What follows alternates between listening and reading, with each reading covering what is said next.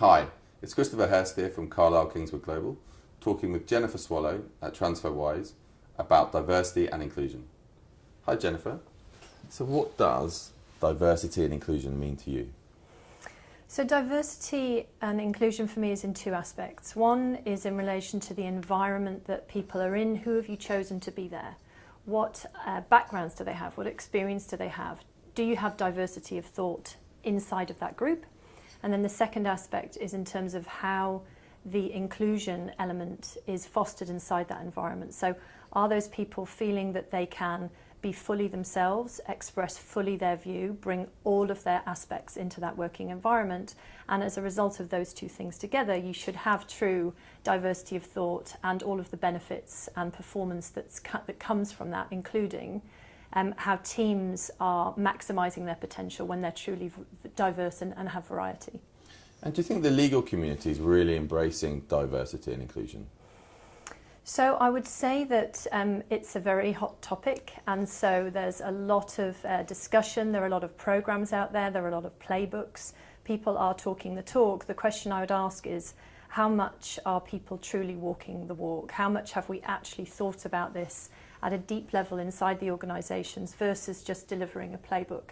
And you see different aspects. So some of the smaller organisations and startup community are really ahead, particularly because they're already fostering diversity of thought inside their environments, that when you come to the legal team, it's just a natural extension of what's already happening inside the culture of the organisation.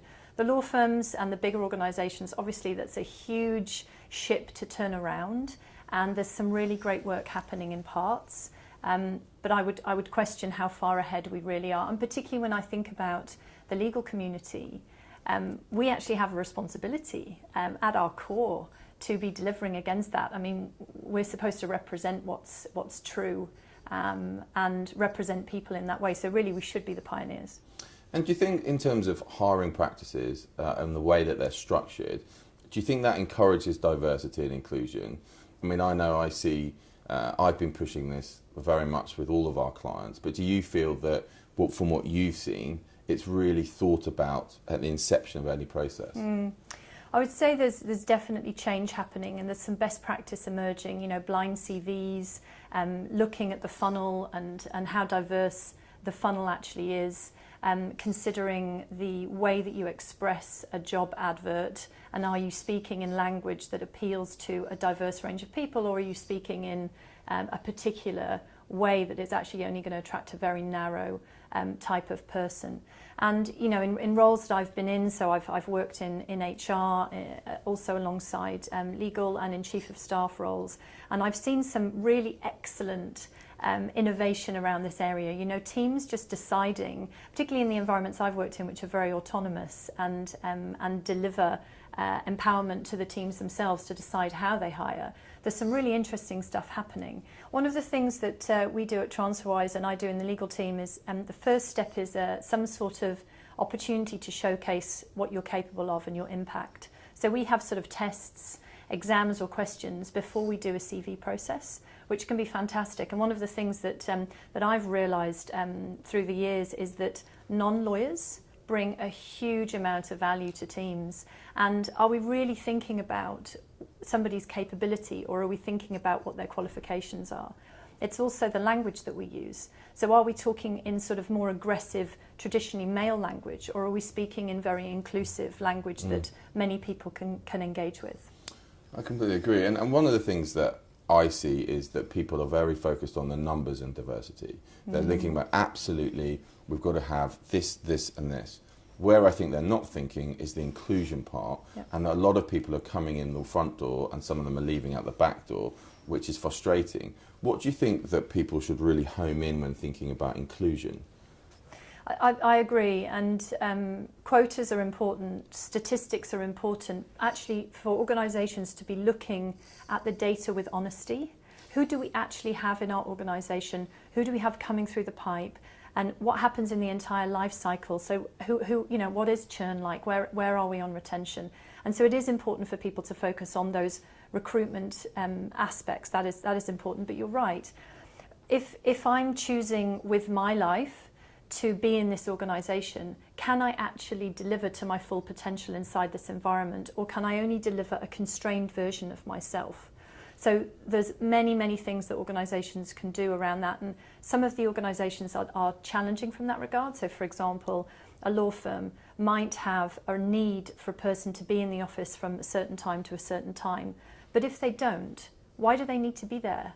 And this is the challenge I would put to organisations, is how much do you really trust your people? Like truly, how much do you trust them?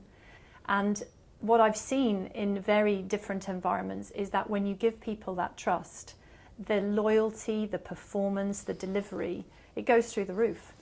And do you think that people are getting, certainly within the in-house community, their lawyers enough business mentorship? I see many in-house departments where I'm talking about inclusion with them, and I'm like, oh, well, this lawyer's mentoring that lawyer, and that lawyer's mentoring that lawyer. And I'm like, well, hang on a minute.